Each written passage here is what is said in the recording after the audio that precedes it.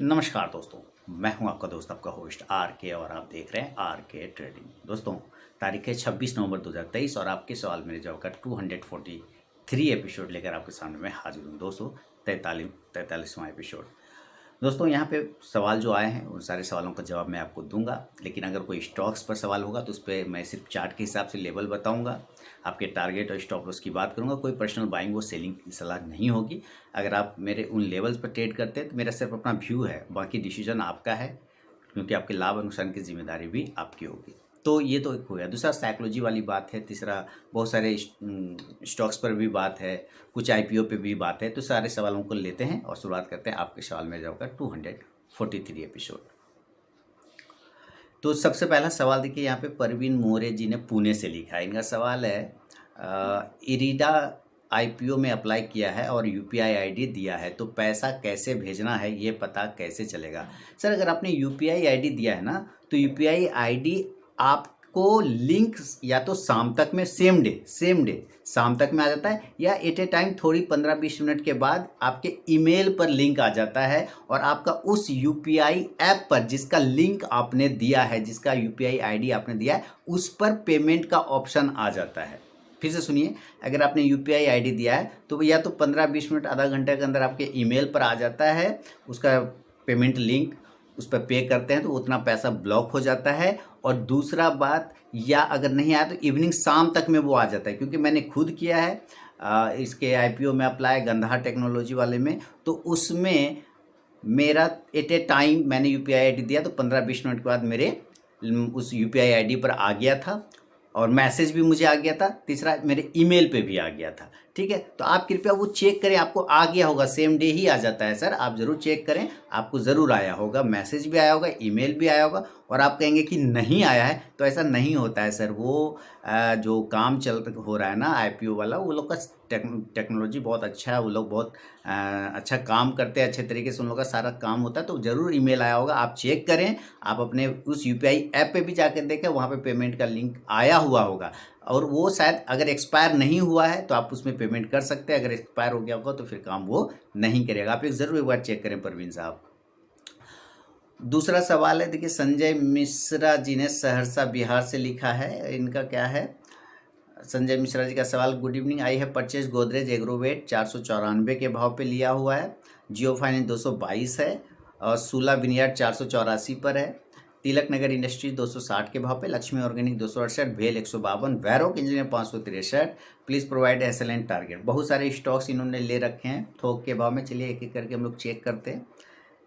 इस पर गोदरेज एग्रोवेट है इनका, तो गोदरेज एग्रोवेट की बात करते हैं। गोदरेज एग्रोवेट फिर से बता दूं, स्टॉक्स पर कोई पर्सनल बाइंग और सेलिंग की सलाह यहाँ पे बिल्कुल भी नहीं है।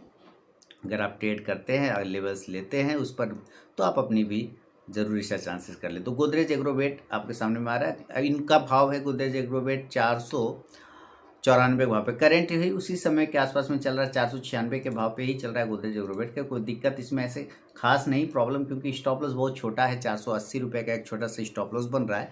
अगर वो स्टॉप लॉस कट जाता है तो फिर आपको 460 तक गिरता हुआ दिखेगा। ऊपर की साइड में इसके पास जो रेजिस्टेंस है वो 510 से 15 का है। उसके ऊपर निकलने के बाद एक लेवल, देखिए ये बार 520 है ना, ये 520 यानी 515 से 520 का एक बार रेजिस्टेंस अगर ये ब्रेक करता है तो फिर ये 560 तक के टारगेट भी दिखा सकता है। जियो फाइनेंस, अभी तो जियो सर क्या कहते हैं, लिस्ट ही हुआ है। उसका अभी क्या उसमें लेना, उसको लेना है तो शॉर्ट टर्म के लिए बिल्कुल भी ना लें। उसको लेना है अगर जियो फाइनेंस को तो लॉन्ग टर्म के लिए लेना चाहिए, शॉर्ट टर्म के लिए बिल्कुल भी नहीं लेना है। इस बात को हमेशा याद रखें। तो शॉर्ट टर्म पे इस पर कोई व्यू नहीं बनता है जियो फाइनेंस, क्योंकि अभी लिस्ट ही हुआ है ना। अभी उसका कैसा बिहेव होगा, कैसा वो चलेगा, कुछ जब तक उसके 2-3 महीने 6 महीने का चार्ट जब तक नहीं बन जाए तब तक थोड़ा सा दिक्कत हो जाता है। लेकिन फिर भी मैं कोशिश करता हूँ जियो फाइनेंस के बारे में चेक कर लेते हैं। जियो फाइनेंस आपके सामने में चार्ट आ रहा है। आज थोड़ा नेटवर्क इशू है, और मेरा नेटवर्क शायद केबल में कुछ प्रॉब्लम आ गया है, तो मैं मोबाइल के नेटवर्क से चला रहा हूँ, इस वजह से थोड़ा सा स्लो हो रहा है।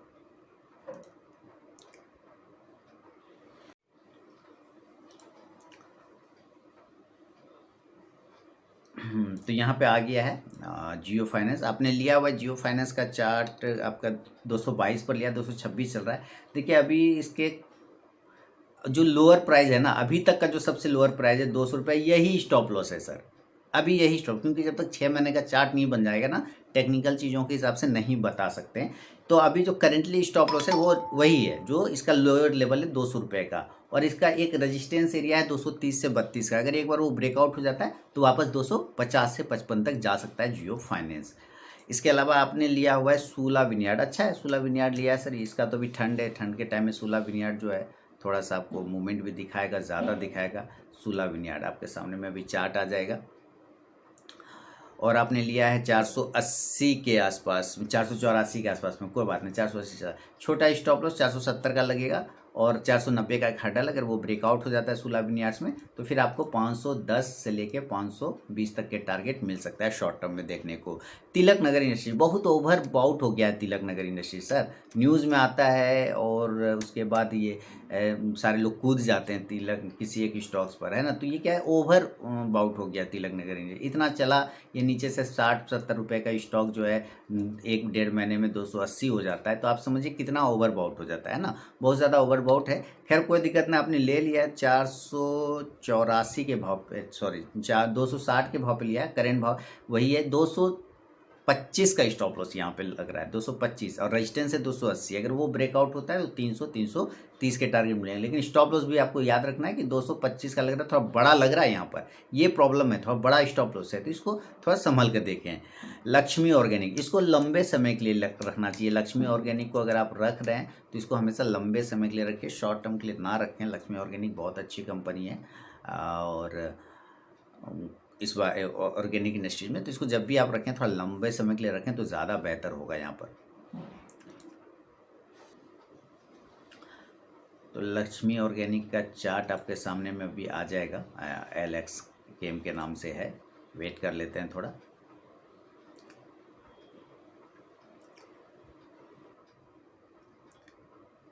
लक्ष्मी ऑर्गेनिक आपने 268 पे लिया, 265 चल रहा है, स्टॉप लॉस 250 का लगाइए। सिंपल सा एक स्टॉप लॉस लगा के चलेंगे, यहाँ से 10 पॉइंट का एक स्टॉप लॉस लगेगा 250 का।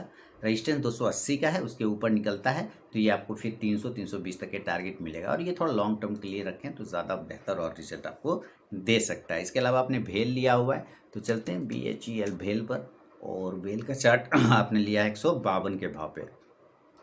भेल 152, ठीक है, ओके।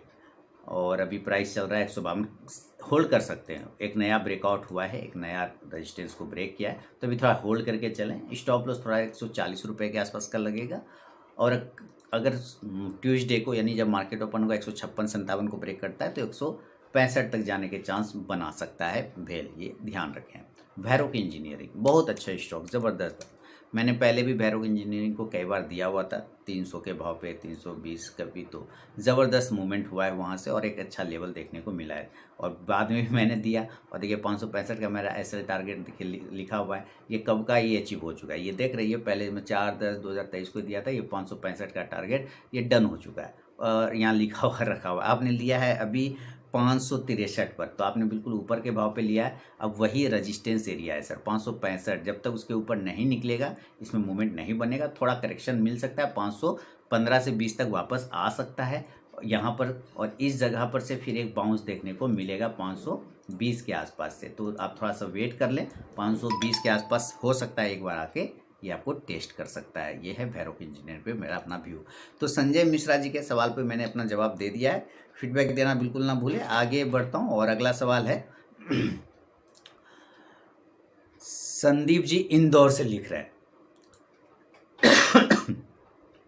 सॉरी, संदीप जी इंदौर से लिख रहे हैं, सर मेरा सवाल है कि मैं ट्रेड सही जगह लेता हूँ, प्रॉफिट भी हो जाता है, फिर मैं ट्रेडिंग ऐप को डिलीट कर देता हूँ। देखिए साइकोलॉजी प्रॉब्लम है इनका। 3 बजे पता नहीं क्या होता है, मैं ऐप को इंस्टॉल कर लेता हूँ और ट्रेड कर लेता हूँ, फिर प्रॉफिट कम हो जाता है तो बुरा लगता है, उसको कवर करने के चक्कर में लॉस हो जाता है। समझ नहीं आता कि क्या करूँ, लॉस होने पर ओवर ट्रेड करता हूँ, प्रॉफिट होने पर end of the day loss में रहता हूँ, इसको कैसे सुधारें।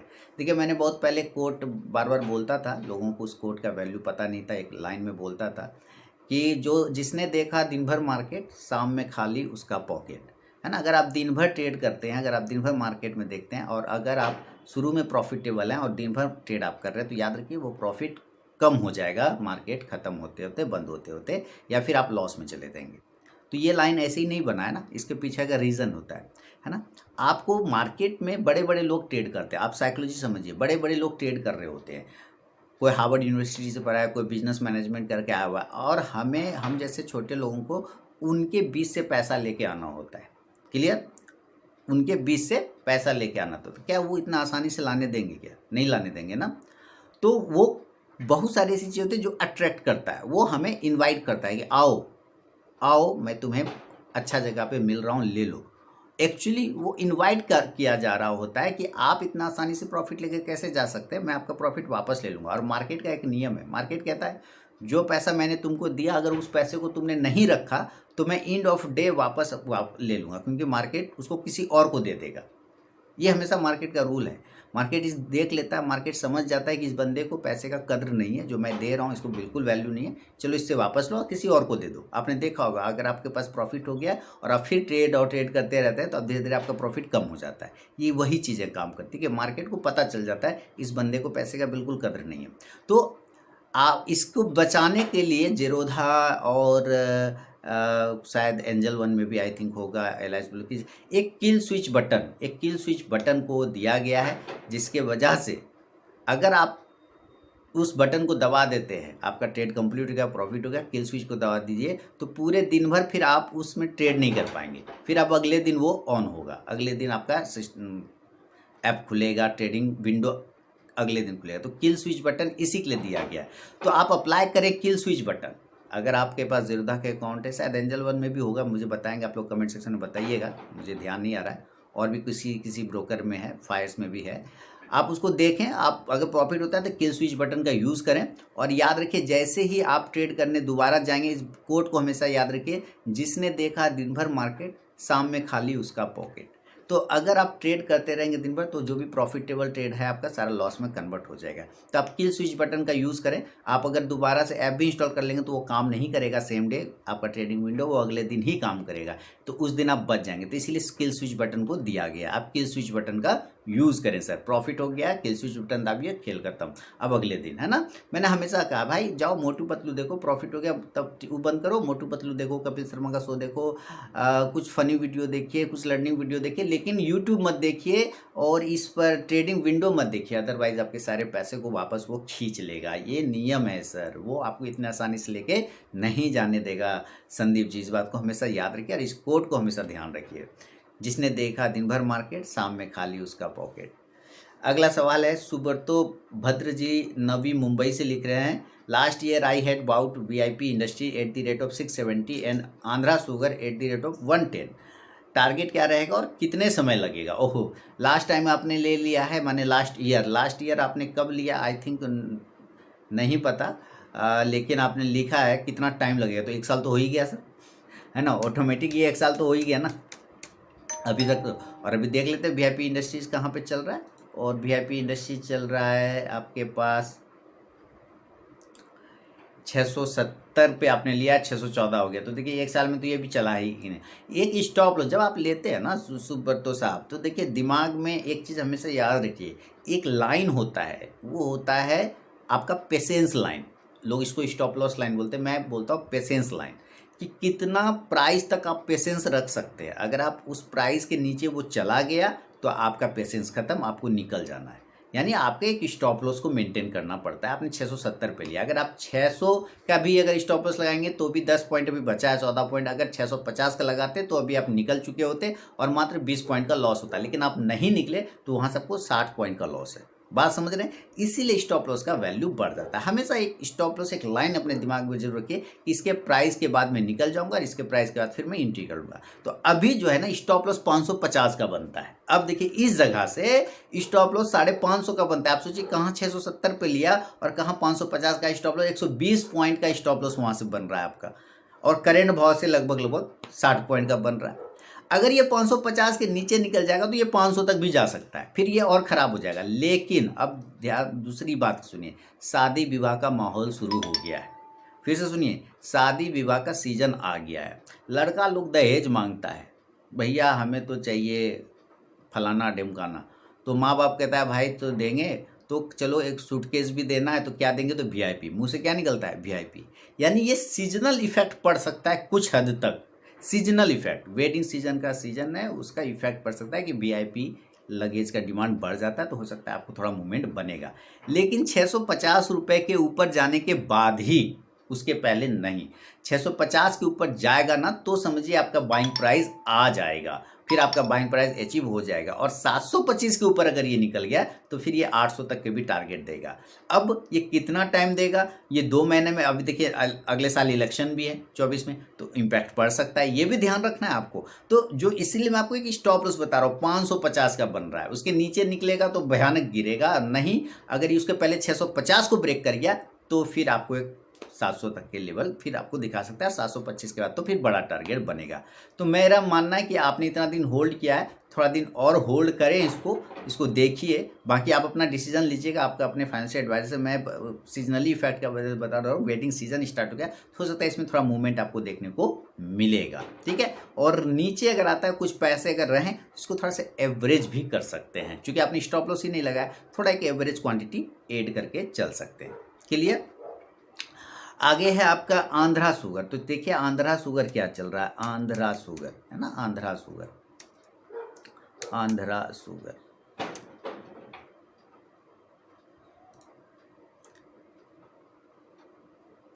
आंध्रा शुगर, ये आ गया आपका आंध्रा शुगर। अच्छा वीआईपी का चार्ट शायद नहीं दिखा था ना आपको, सॉरी मैं नहीं दिखा पाया। आंध्रा शुगर देखिए, आंध्रा शुगर जो है, मैं वीआईपी का चार्ट दोबारा से दिखा दूंगा। आंध्रा शुगर जो है आपने लिया 110 के भाव पे और वही करंट है, तो स्टॉप लॉस इसमें आपको एक पहले लगाना है 100 रुपये का, 100 रुपीज़ का एक स्टॉप लॉस लगा लीजिए। 100 के नीचे निकलेगा तो निकल जाना है आपको, और अगर उसके पहले ये 115 को ब्रेक कर गया तो रुके रहिएगा 120, 125 और 130 के टारगेट के लिए। क्लियर है।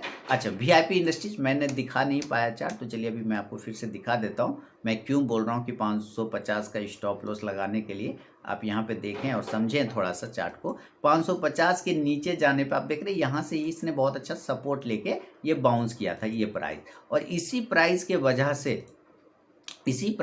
ये सपोर्ट लेके ऊपर जाता है। तो ये एक इंपॉर्टेंट सपोर्ट है। छोटा स्टॉप लॉस अगर इस जगह से आपको लगाना है वीआईपी में तो 585 रुपये के आसपास का लगेगा, लेकिन फिर से बात वही आएगा कि जब तक 650 के ऊपर नहीं जाएगा तो मूवमेंट नहीं आएगा।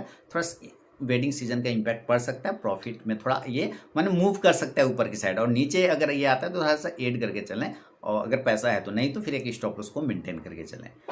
शुगर तो भद्रा साहब नवी मुंबई से, आपका सवाल का जवाब मैंने दे दिया, फीडबैक जरूर दें। बिहार से रीना मिश्रा जी भागलपुर से लिख रहे हैं कि गुड इवनिंग, आई है परचेज बॉम्बे डाइंग 162, और है इंडिया सीमेंट, ठीक है, Bombay dyeing 162, India cement 218, speciality restaurant 185, Kalyan jeweller 325। तो चलिए एक एक करके देखते हैं इसके SLN टारगेट, ये पूछ रहे हैं, तो चलिए हम लोग सीधे बॉम्बे डाइंग पे पहले चलते हैं। बॉम्बे BOMBAY, बॉम्बे नहीं लिखाया, कोई बात नहीं, फिर से लिख लेते हैं BOMBAY, बॉम्बे। अब बॉम्बे अब हो गया मुंबई नहीं, और बॉम्बे डाइंग ये आ गया, और आपने लिया 162 के भाव पे बॉम्बे डाइंग को, और अभी जो भाव चल रहा है वो 164 है। होल्ड करें, 140 का एक स्टॉप लॉस लगाइए, ऊपर 178 से 80 का हर्डल है, अगर वो ब्रेक होता है तो 200 तक के टारगेट बॉम्बे डाइंग आपको दिखा सकता है। इसके अलावा इंडिया सीमेंट की बात कर लेते हैं, तो इंडिया सीमेंट आपके सामने में, इंडिया सीमेंट आ जाएगा, इंडिया सीमेंट आ रहा है, इंडिया सीमेंट आपने लिया हुआ 218 के भाव पे, और ये आ गया इंडिया सीमेंट 218, और ये चार्ट पे चल रहा है 220, ठीक है। रेजिस्टेंस एरिया 225 से 22-23 रुपये का, अगर वो ब्रेक होता तो 240 तक के टारगेट आपको इंडिया सीमेंट मिलेगा। स्टॉप लॉस 210 रुपये का लगा के आपको चलना चाहिए इंडिया सीमेंट में। इसके अलावा आपने लिया है स्पेशलिटी रेस्टोरेंट, अच्छा स्टॉक है स्पेशलिटी, हालांकि अभी न्यू ईयर आने वाला है तो रेस्टोरेंट वगैरह सब में और ये सब में आपको थोड़ा सा मूवमेंट बन सकता है। स्पेशलिटी रेस्टोरेंट ये आ गया, आपका भाव है अभी 185 के भाव पे चल रहा है, और अभी चल रहा है 188, ठीक है, 3 पॉइंट है। स्टॉप लॉस छोटा सा लगाएंगे 175 रुपये का, और 195 का हर्डल है, वो ब्रेक होगा तो 200, 210 और 220 तक के टारगेट आपको इंडिया स्पेशलिटी रेस्टोरेंट में देखने को मिलेगा। कल्याण ज्वेलर बहुत बढ़िया स्टॉक, 60-70 रुपये से 300 रुपये तक का जर्नी तुरंत 4 महीने से 5 महीने में इसने कल्याण कर लिया, अपना कल्याण हो गया, जिनके पास इन्वेस्ट किया हुआ पैसा है उनका भी कल्याण कर दिया। कल्याण ज्वेलर ने, बहुत ही ज़बरदस्त देखते हैं। पहले ये यहीं चल रहा था 100-60, तो मैंने कितना बार इसमें शॉर्ट टर्म ट्रेडिंग करके इसको निकाल दिया। अभी जो आपने लिया हुआ है 325 का भाव है, 329 चल रहा है। स्टॉप लॉस लगाएंगे 280 रुपये का, थोड़ा सा बड़ा, नहीं तो छोटा लगाना है तो 300 रुपये का लगा के चल सकते हैं। ऊपर हर्डल है इसके पास 342 से 45 का, अगर ब्रेकआउट होता है तो 360 से फिर 70 के टारगेट आपको मिल सकता है कल्याण ज्वेलर में। तो ये है रीना मिश्रा जी का भागलपुर से सवाल, मैंने बता दिया, जवाब दे दिया है। आगे बढ़ता हूँ। अगला सवाल जो है, अगला सवाल बहुत ही बढ़िया सवाल है, और वो सवाल है विनोद कहार जी झालावाड़ राजस्थान से लिख रहे हैं। ये लिख रहे हैं, नमस्कार सर, आपका आओ लेवल निकालने वाला वीडियो बेहद शानदार एंड हेल्पफुल है। ऐसे वीडियो बनाने के लिए धन्यवाद। Okay sir, welcome.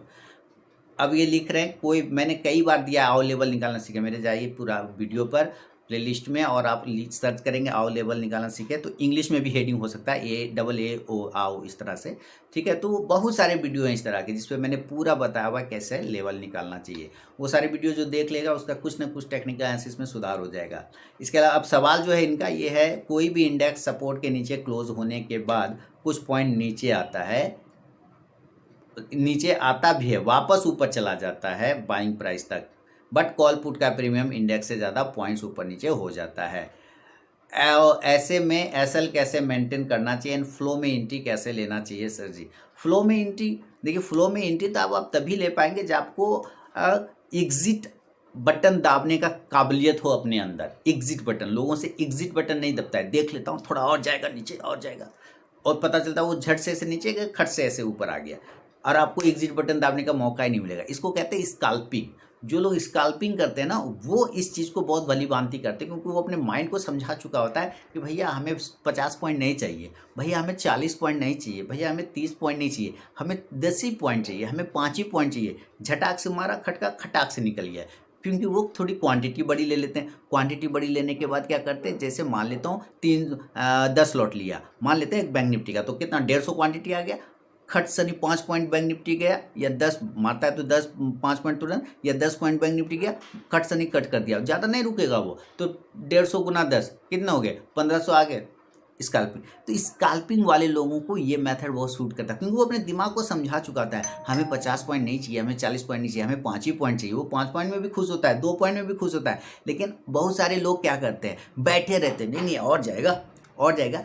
आपको ये चीज़ें अपने दिमाग में समझाना है। हो सकता है वो और चला जाए, हो सकता है चला जाए, लेकिन ऐसा कोई ज़रूरी नहीं। जब वो मारता है नीचे की तरफ ना, और फिर तुरंत से बाउंस हो जाता है, तो वहाँ पर स्टॉप लॉस वेरी इंपॉर्टेंट हो जाता है, क्योंकि स्टॉप लॉस ही वो आपका है जो आपके पैसे को बचाता है। आपको परेशानी क्या हो रहा है मैं बता रहा हूँ, आपने स्टॉप लॉस लगा लिया, वो खट सनी नीचे आया, आपका स्टॉप लॉस काटा, वापस घूम जाता है वहाँ घूम गया, फिर दिमाग में आता है ओह थोड़ा और नीचे लगा लेते ना तो मज़ा आ जाता, बच जाता। नहीं, अगर हो सकता है वो और नीचे नीचे ही चला जाता, बाउंस हो गया तब ना। तो स्टॉप लॉस हमेशा आपके पैसे को प्रोटेक्ट करने के लिए लगाया जाता है। तो उस दिन का खेल खत्म, आपने कितना रिस्क लेना है वो आपको तो डिसाइड करना है, आपके पास पता है आपको कितना रिस्क लेना है। तो वो स्टॉप लॉस कट जाता है तो फिर निकलना पड़ता है ना। फिर उसमें हम अगर ट्रेडिंग कर रहे होते हैं तो हम रिवेंज ट्रेडिंग कर रहे होते हैं, बदला लेने की भावना से कर रहे होते हैं। और जब आप बदला लेने जाएंगे ना, तो एक चाइनीज़ कहावत है कि दूसरे का कब्र जब आप खोद रहे हैं बदला लेने के, उसको मारने के लिए उसका कब्र खोद रहे हैं, तो बगल में अपना भी एक कब्र खोद के रखिए, क्योंकि आप भी उसी में जाने वाले हैं, है ना।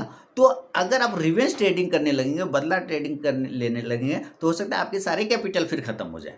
आपका वो उसका जाए, वो आप ले पाएंगे कि नहीं ले पाएंगे, बदला ले पाएंगे, लेकिन आपका सारा खत्म हो जाएगा। तो रिवेंज ट्रेडिंग मत करिए। और जो चीज़ें आपको नीचे आता है तुरंत से ऊपर आता है, तो आपको वहाँ पे स्काल्पिंग यूज़ करना होता है कि भाई हमने एक स्टॉप लॉस लगा लिया, अगर कट गया तो खत्म, नहीं तो हम 5 पॉइंट 10 पॉइंट में भी खुश हो जाएंगे। बात समझ रहे हैं। अब लोग एक लॉट लेके बैठेगा 15 एक लॉट मतलब 15 क्वांटिटी बैंक निफ्टी, लोग आप बात कर रहे हैं कॉल पुट, तो मैं समझ रहा हूँ आप बैंक निफ्टी की बात कर रहे हैं। तो 15 क्वांटिटी आप 5 पॉइंट जाता है, 15 50 75 दो 75% हुआ, नहीं मजा आया। तो अब बताइए एक लॉट में क्या चाहते हैं, 15,000 हो जाए आपको, क्या चाहते हैं मार्केट सीधे क्रैश होके 16,000 पे चला जाए, ये बैंक निफ्टी 40,000 पे चला जाए, ताकि वो जो पुट का प्रीमियम बढ़ जाए। ऐसा sir rare of the rarest होता है, ऐसा किस्मत रेयर ऑफ द रेयरेस्ट होता है। जैसे कि मोदी जी ने पिछले बार कर दिया था भारत बंद, लॉकडाउन, तो उस दिन मार्केट बहुत डाउन हो गया, है ना, कोरोना की वजह से। वैसे सब नहीं होता है, रेयर ऑफ द रेयरेस्ट होता है। अब उसके बाद देखिए फिर यूक्रेन का भी युद्ध हो गया,